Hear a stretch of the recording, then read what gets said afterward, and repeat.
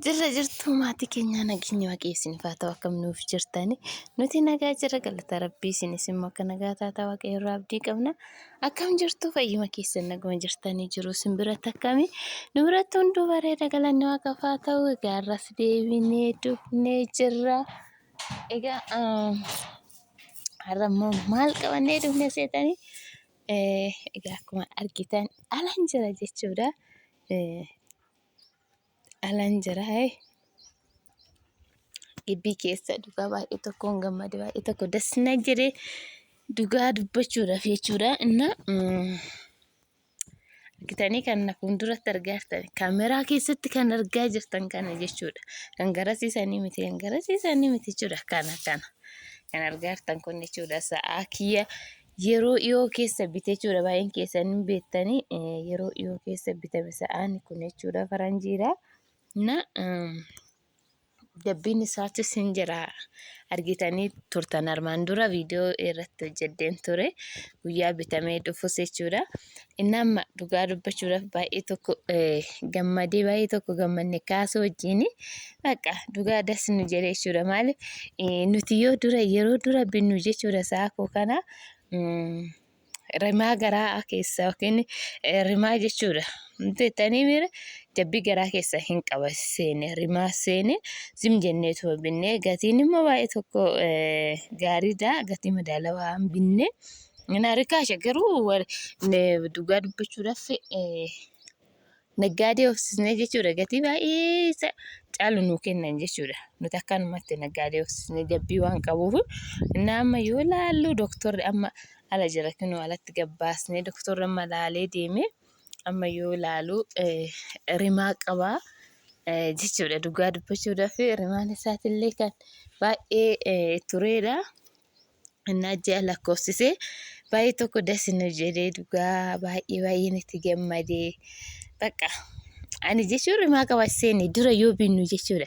Hin qaba seene bakka jechuun warri nutti gurgures hin beeknu garuu kennineefii jirra marfee kennineefii jirra garuu rimaa qabaateef qabaachuu baatee hin beeknu jechuun mara marsiisin beekamuu hin danda'u. Aga guddatee ji'a 7-8 guutuutti akkuma namaa waan ta'eef beekamuu hin danda'u.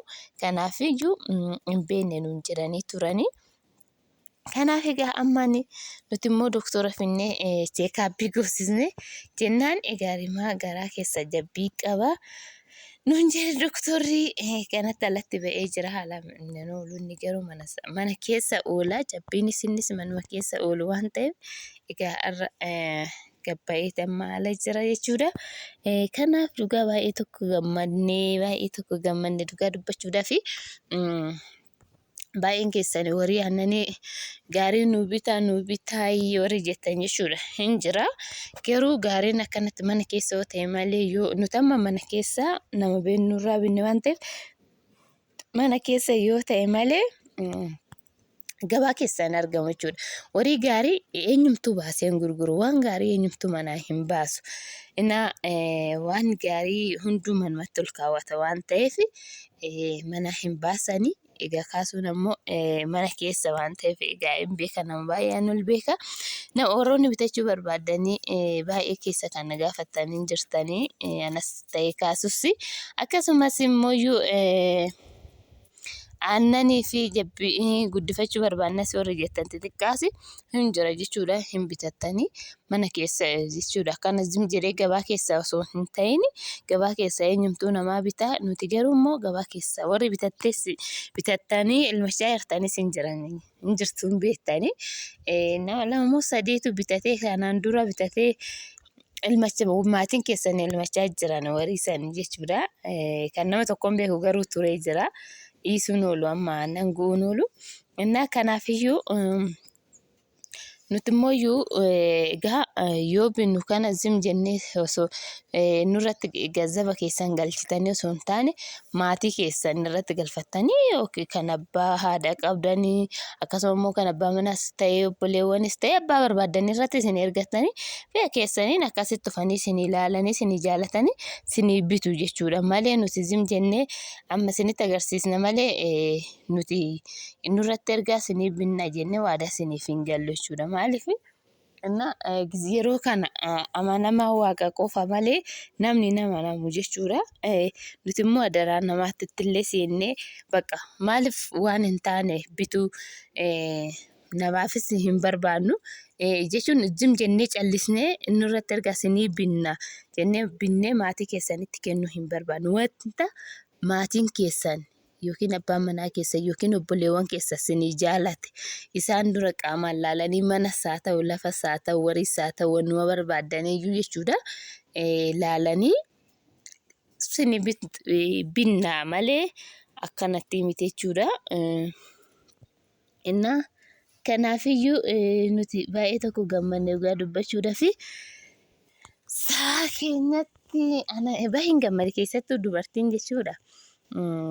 Warii aannanii qabaatte jechuun qixxee birrii baankii haa qabaatte jechuudha. Baankii baqa wariin aannanii dubartii baankii akka ta'e beektu warri hin beekne barachuu qabda giddi baankiidha jechuudha. Baankiin keenya warii kana jechuudha kan dubartoota maaliif ji'aanis haa ta'u torbee lamaanis haa ta'u baqa waan mana keessaa keenya hojii mana keessaa kiyya isatu na danda'a jechuudha.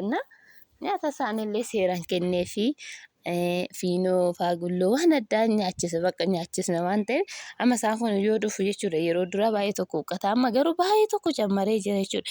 Osoo gurgurree amma sirriitti tarrafnee gurgurree jechuudha dhugaa dubbachuudhaaf. Kanaafiyyuu kana isiniin jara jabbiin isaatillee guddaadha kinu jabbiin isaatis kinu kana jechuudha. Faranjii jabbiin isaatilleedha. Inni saluma jira olaa argan jennee talatti itti baasnu jechuudha. Kanaaf aduus xiqqoo ifatan jenneeti. Kana fakkaataa isiniin jara maatii keenya kanaaf sin jaalannaa egaa viidiyoo keenya subscribe like gochuudhaan like godha please isaan kaffaltanii nu jajjabeessaa isiniin jenna sin jaalannaa ciao.